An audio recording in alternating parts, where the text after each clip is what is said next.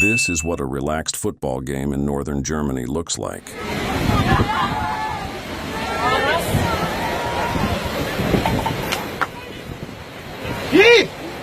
Schiedsrichter! Pfeife ab! Das ist doch kein Fußballspiel. Hey Schiri, du siehst gar nichts mehr! Das sieht doch aus, als müssen wir verletzt. Eigentlich müssen wir jetzt gerade kollektiv vom Platz gehen. Verletzungsrisiko. Feierabend.